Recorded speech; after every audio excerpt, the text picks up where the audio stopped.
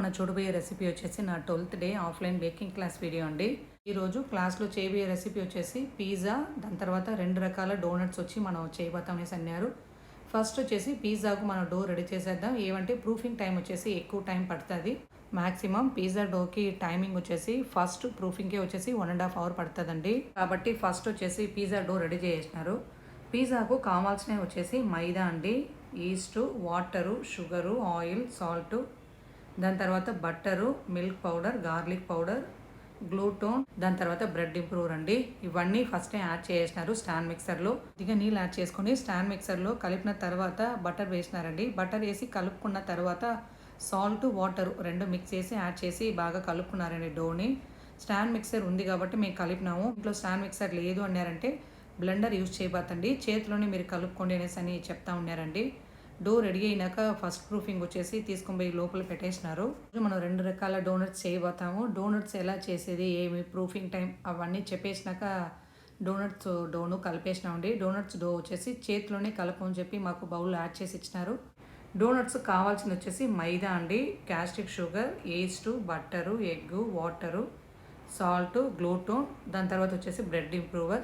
Bread ఇంప్రూవర్, గ్లూటోన్ వేస్తే చాలా అంటే చాలా సాఫ్ట్గా ఉంటుంది అనేసి అని చెప్పినారండి. మనం ఈరోజు చేయబోయేది 2 రకాల డోనట్స్ అనేసి అని చెప్పినారు. ఒకటి వచ్చేసి మనం యూజువల్గా మనం చాక్లెట్లో డిప్ చేసి తింటాము.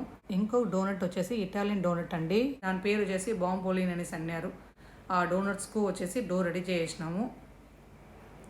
డోనట్ ఫస్ట్ ప్రూఫింగ్ అయినాక దాని తర్వాత చపాతీ పిండిలా ఇలా తీసుకొని బాగా ఈవెన్గా స్ప్రెడ్ చేసుకొని ఫస్ట్ వచ్చేసి డోనట్ కట్టర్ పెట్టి కట్ చేసుకునేయండి. లోపల వచ్చేసి మనం నాజిల్ ఉంది కదండి, నాజిల్లో లైట్గా మైదాలో డిప్ చేసి లోపల ఉండే సెంటర్ పాయింట్ని కట్ చేసి తీసిన తర్వాత పాచ్మెంట్ పేపర్లో కొద్దిగా మైదా అప్లై చేసి కట్ చేసుకున్న డోనట్ని తీసి దాంట్లో పెట్టేయండి. సెకండ్ ప్రూఫింగ్ మనం ఇంకా మిగతా చేయాలనేసి అన్నారు.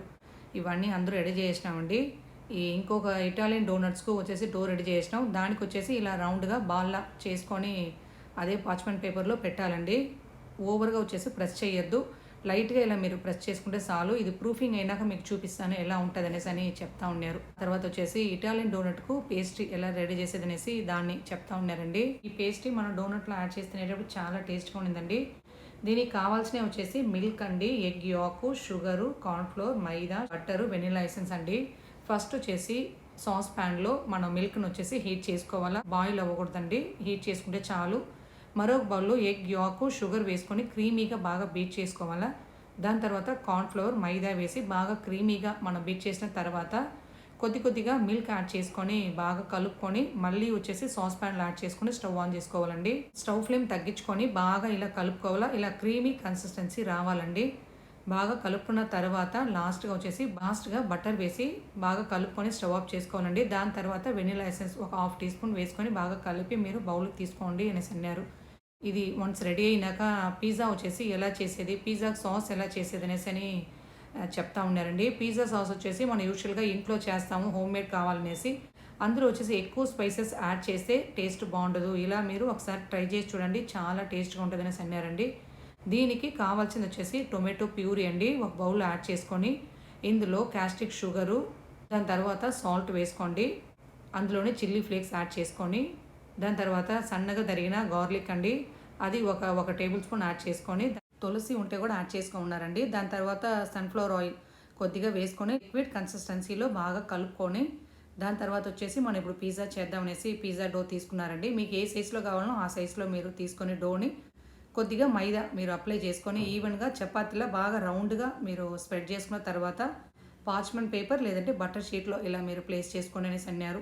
బటర్ షీట్లో ఇలా ప్లేస్ చేసి మీరు బేక్ చేసుకోవచ్చు, కానీ పిజ్జాలో నుంచి ఆయిల్ రిలీజ్ అవుతుంది కాబట్టి ఒక ట్రేలో పెట్టి మీరు బేక్ చేసుకొని అనేసి అన్నారు. దాని తర్వాత ఫస్ట్ వచ్చేసి పిజ్జా సాస్ బాగా ఈవెన్గా ఇలా అప్లై చేసిన తర్వాత పన్నీరు, మష్రూము లేదంటే చికెన్ మీరు యాడ్ చేసుకోవాలంటే ముందుగానే మీరు కుక్ చేసుకోవాలా. చికెన్ వచ్చేసి ముందుగానే మీరు కుక్ చేసుకొని చిల్లీ పౌడర్, సాల్ట్ అన్నీ వేసి టోస్ట్ చేసుకొని దాని తర్వాత మీరు యాడ్ చేసుకోవాలా. మష్రూము, పన్నీర్ యాడ్ చేస్తే కూడా అలానే మీరు అందులో చిల్లీ పౌడర్, సాల్ట్ వేసుకొని బాగా టోస్ట్ చేసి మీరు యాడ్ చేసుకొని అనేసి అన్నారు.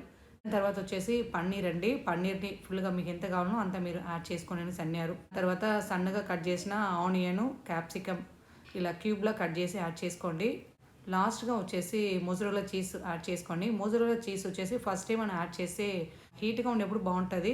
ఫుల్గా చల్లారిపోయిందంటే పిజ్జా రబ్బర్లో అయిపోతుంది. కాబట్టి మోజరెల్లా చీజ్ వచ్చేసి మీరు లాస్ట్గా ఇలా క్యూబ్గా కట్ చేసి వేసుకోండి. తర్వాత కొద్దిగా మీరు ఆయిల్ అప్లై చేసుకొని బేక్ చేసుకోండి. బేక్ చేసే టైం వచ్చేసి 10 to 12 minutes అని చెప్తా ఉన్నారండి. ఒక పిజ్జాని తీసుకొని ఆయన ఎలా చేసేది ఏమి అనేసి డెమో చూపించేసి వెళ్ళినాడండి. ఆ రోజు వచ్చేసి మేము గ్రూప్గా చేసినాము. ఇద్దరు వచ్చేసి ఒక పిజ్జా అలా రెడీ చేసుకున్నామండి. వాళ్ళ డో వచ్చేసి వాళ్ళ దగ్గర ఇచ్చేసి మీకు ఎట్ట కావాలనో అట్ట మీరు రెడీ చేసుకోండి అనేసి అన్నారు. ఆయన చెప్పిన మెథడ్లోనే ట్రై చేసినామండి. బాగా ఈవెన్గా స్ప్రెడ్ చేసుకొని బటర్ షీట్ పైన పెట్టి దాని తర్వాత సీజనింగ్ అన్నీ యాడ్ చేసుకున్నాము. యాడ్ చేసిన తర్వాత వాళ్ళు తీసుకొని పోయి బేక్ చేయని పెట్టేసినారండి. బేకింగ్ టైం వచ్చేసి 10 నిమిషాల నుంచి 12 నిమిషాలు బేక్ అయిపోతుంది. చెక్ చేసుకోవాలనేసి అన్నారు. డోనట్స్ వచ్చేసి సెకండ్ ప్రూఫింగ్ అయిపోయింది. డోనట్స్ సెకండ్ ప్రూఫింగ్ వచ్చేసి 20 నిమిషాలు చాలంటండి. దాని లోపలనే మనం సెకండ్ ప్రూఫింగ్ వదిలినప్పుడే మనం ప్యాన్లో ఆయిల్ పోసుకొని ఇలా లైట్గా హీట్ చేసుకోవాలా. ప్రూఫింగ్ అయినాక మీరు ఆయిల్ హీట్ చేసినారంటే ఎక్కువ ప్రూఫింగ్ అయిపోతే పర్ఫెక్ట్గా రాదు. ఏమంటే మనం ఇందులో వచ్చేసి ఎక్కువ బ్రెడ్ ఇంప్రూవ్ యాడ్ చేసినాం కాబట్టి కరెక్ట్గా ఒక 20 minutesలో ఆయిల్ లైట్గా వేడిగా ఉంటేనే పర్ఫెక్ట్గా మీకు డోనట్స్ వస్తాయనేసి అని చెప్తా ఉన్నాడండి. డోనట్ ఫ్రై చేసేదానికి చాలా ఇంపార్టెంట్ వచ్చేసి ఆయిల్ టెంపరేచరు. ఆయిల్ వచ్చేసి 160 to 170 degreeలో ఉండాలా. మీరు ఎక్కువ హీట్ చేస్తే డోనట్స్ వచ్చేసి పర్ఫెక్ట్గా రాదు. అది మీరు చూసుకోవాలా. టెంపరేచర్ చెక్ చేసి మీరు డోనట్ రెడీ చేయాలనేసి అన్నారు.